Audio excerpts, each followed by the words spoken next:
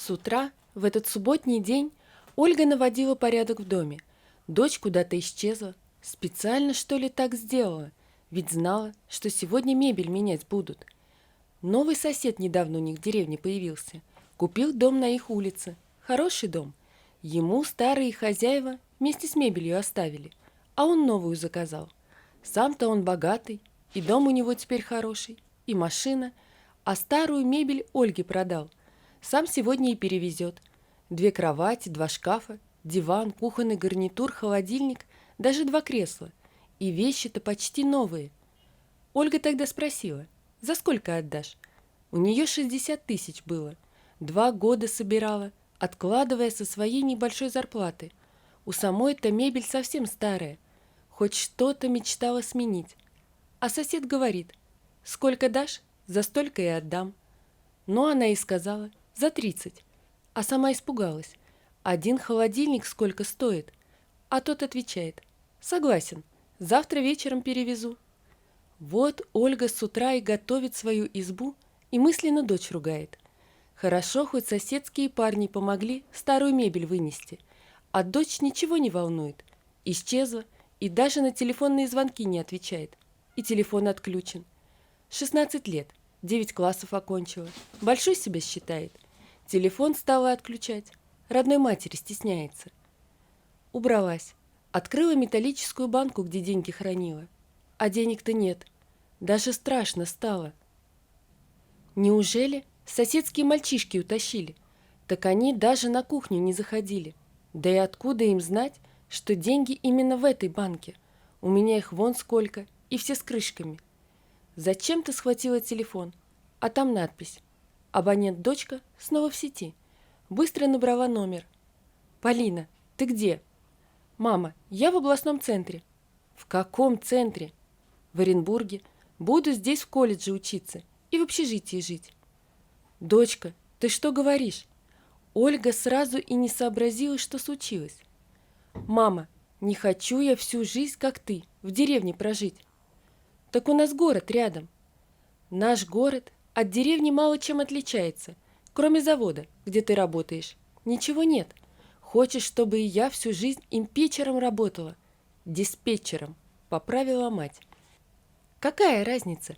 А здесь город большой, население более полумиллиона». «Да как же ты там одна-то?» «Я не маленькая, мне уже 16 лет». «Как же ты без денег?» И тут в голову матери закрались подозрения, а молчание дочери только их усилили. «Полина, это ты деньги взяла?» «Мама, а что мне делать оставалось? Хоть на первое время». «Доченька, я их копила, копила». Из глаз женщины полились слезы. «А ты их без спросу взяла. Ты ведь знала, что нам сегодня мебель привезут. Я старую уже всю выкинула». «Мам, ну ты как-нибудь выкрутись. Мне ведь тоже как-то жить надо. Все, мама, целую».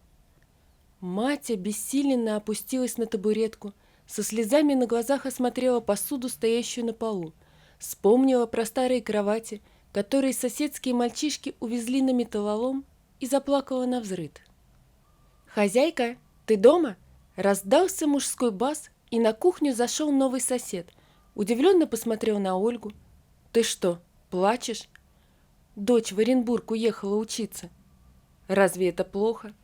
Она без спроса уехала, и деньги все забрала. И женщина вновь заплакала. «Ладно, хватит реветь. Я тебе мебель привез. Говори, куда разгружать?» «Тимофей, у меня денег совсем нет». «Да ладно тебе, там ребята ждут. Пошли». И, взяв за плечи, помог подняться с табуретки. Все занесено и поставлено на место. Машина вместе с грузчиками уехала. Тимофей повесил все шкафчики кухонного гарнитура, подключил новый холодильник. Старый отнес в сарай. Тому уже лет 50, он как следует и не морозил. «Ну все, хозяйка, я пошел». «Спасибо тебе, Тимофей. Мне так стыдно перед тобой». «Ладно тебе. Если что надо помочь, зови. Ты не смотри, что я старый. Селенки еще хватает». «Какой же ты старый?» – рассмеялась женщина. 51 уже, пенсионер. Это ты молодая и красивая». да и мне в январе уже 40 исполнится. И вдруг предложила: «Давай хоть чай попьем». «Давай». Чай уже был готов, и все к чаю хозяйка приготовила заранее. Сели за стол. Пару минут сидели молча, пока Ольга не решилась задать вопрос, который ее больше всего волновал. «Тимофей, а где твои жена, дети?» «Жена от меня давно ушла. Я тогда еще капитаном был. Надоело ей по гарнизонам мотаться. Вот и вышла еще раз замуж за какого-то бизнесмена. Сейчас живет в Москве. Дочь уже взрослая, замужем, тоже там живет. Иногда на праздники звонит. А моя, видишь, самостоятельности захотела. Жизнь, она сложная штука», — задумчиво покивал головой Тимофей. Допив чай, мужчина ушел. Ольга с счастливыми глазами осмотрела свою преобразившуюся кухню, где вместо покосившихся тумбочек были красивые шкафчики. Зашла в комнату, полюбовалась огромными шкафами, заменившими старый-престарый шифоньер, заправила обе кровати, села на кресло и задумалась. Какой Тимофей хороший мужик, а мне ведь скоро 40. Он богатый и выглядит так хорошо, хмурый немного и, похоже, холостяк закоренелый.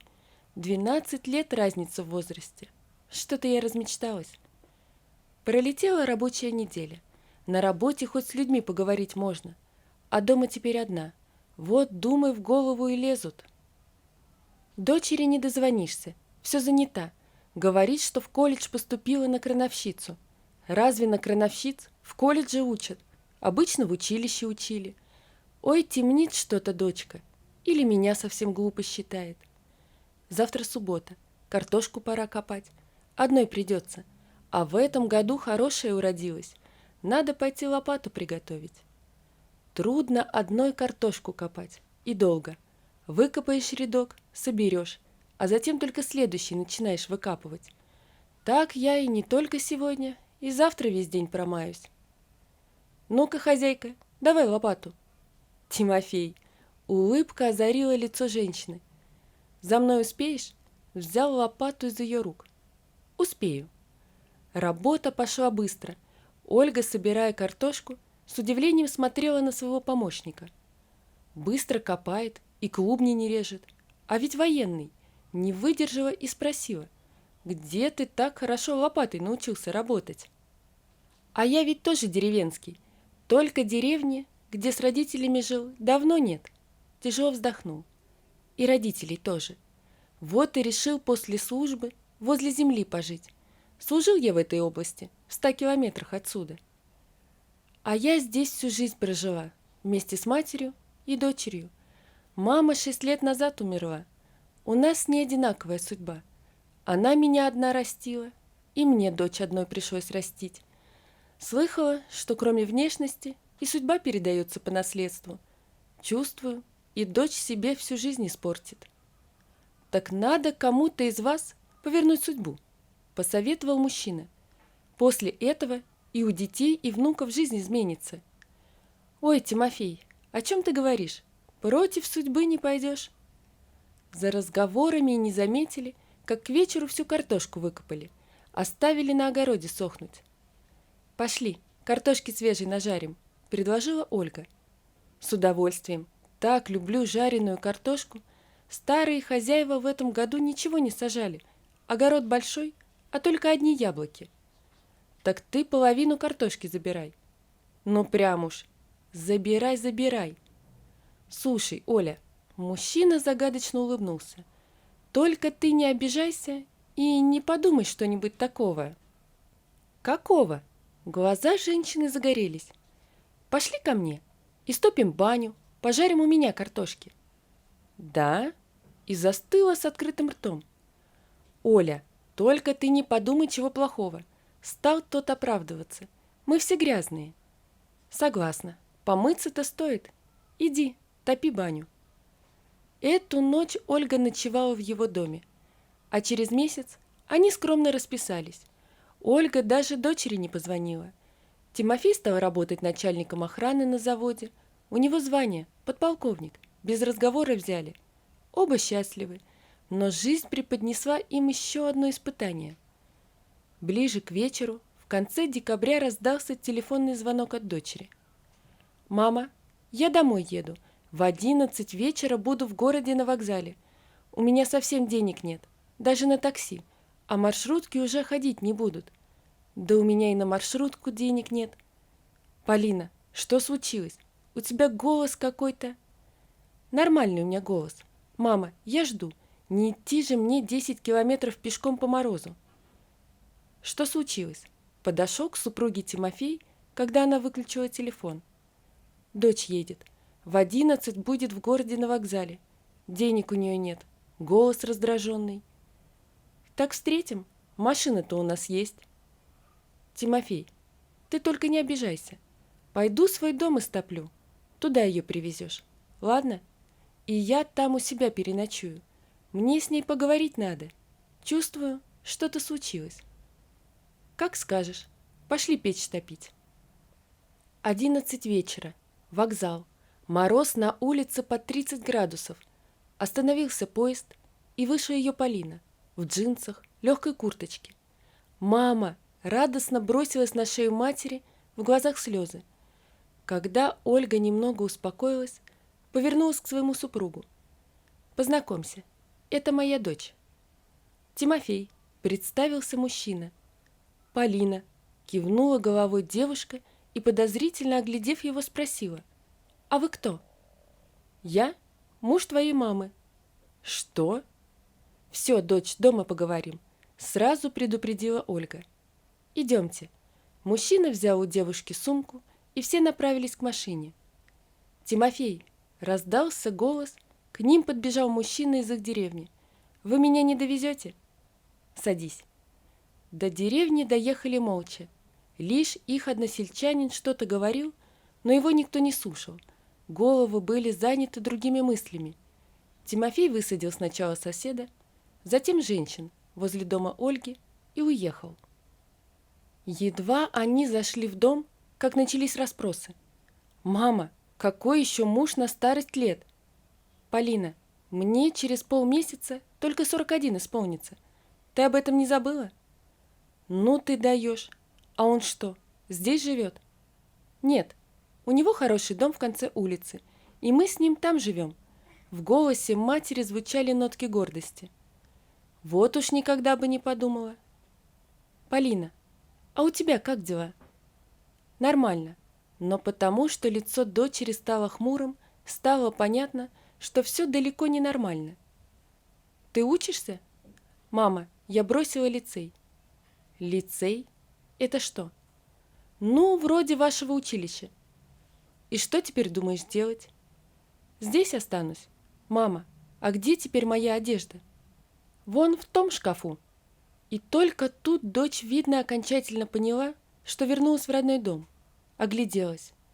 «Мама, как у нас красиво стало!» «Давай, переодевайся и садись за стол». «Ой, как я есть хочу!» Дочь переодевалась, а Ольга все чаще и чаще бросала на нее взгляды, интуитивно чувствуя, что в дочери что-то изменилось, и вдруг словно током ударила. «Полина, а ты часом не беременная?» Дочь застыла, затем упала на кровать и заплакала. Мать села рядом, погладила по голове, словно маленькую. «Что ты творишь, дочка?»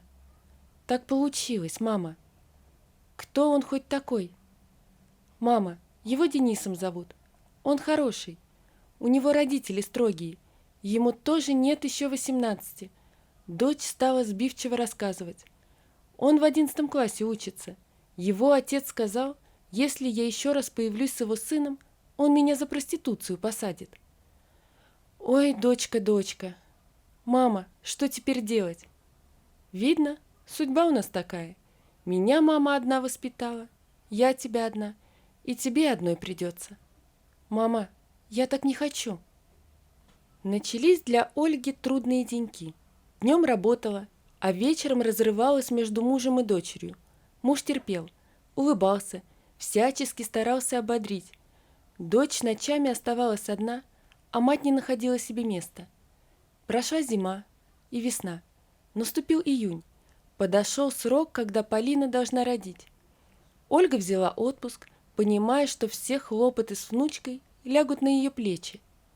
Когда начались схватки, Тимофей на своей машине отвез падчерицу в роддом. Роды прошли удачно, родилась девочка. И вот настал день, когда Полину должны выписывать. Мать и отчим взяли отгулы, купили цветы, приехали на машине и стали ждать. «Оля, что-то ты такая грустная?» — не понял Тимофей. «У нас внучка родилась. Помнишь, мы с тобой как-то разговаривали о судьбе. Я тебе тогда говорила, что у нас в роду все женщины без мужей воспитывали своих дочерей. Неужели и внучку такая судьба ждет? Но ведь ты меня встретила, изменила свою судьбу, значит, и у дочери, и у внучки будет счастливая семья, и мужья у них будут. Ой, дай Боже! Гляди, наша Полина, а вон у медсестры наша внучка». С радостными улыбками они направились к крыльцу, но Ольга видела грусть на лице дочери, и вдруг какой-то парень, совсем мальчишка, опередив их с букетом цветов, бросился к Полине. «Дениска!» – закричала та и, забыв обо всем на свете, бросилась ему на шею. «Папаша!» – строго произнесла медсестра. «Вы дочку свою возьмете?» «Да». Тот отдал Полине цветы и неумело взял на руки сверточек. И только тут Тимофей и Ольга пришли в себя. Мужчина преподнес медсестре свой букет и пакет с презентом. «Мама, дядя Тимофей». Полина виновато улыбнулась. «Это мой Денис». «Идемте в машину», – скомандовал Тимофей. Усадив женщин на заднее сиденье, он кивнул парню. «Садись рядом со мной. Я сумку свою возьму, вон стоит. Какая она у тебя огромная. Клади в багажник».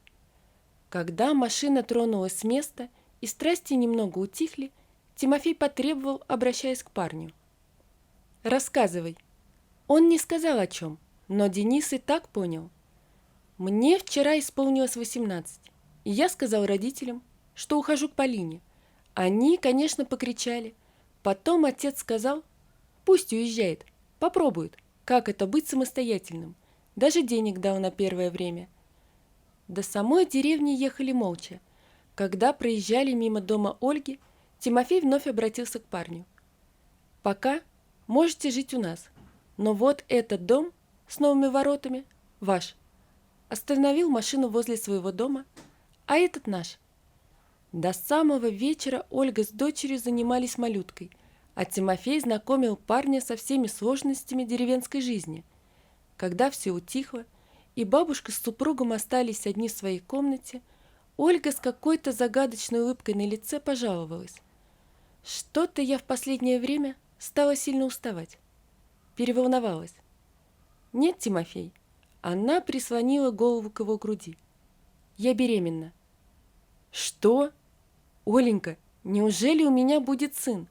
Радостно воскликнул мужчина. «Почему сын?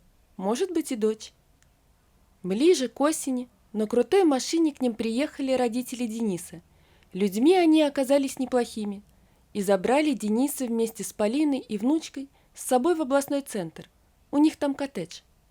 Вновь Тимофей с Ольгой остались одни, но ненадолго. После Нового года у них родился сын. Вот такая история, друзья. Напишите, пожалуйста, что вы думаете об этой истории. Не забудьте подписаться на канал и поставить лайк. Всего вам доброго.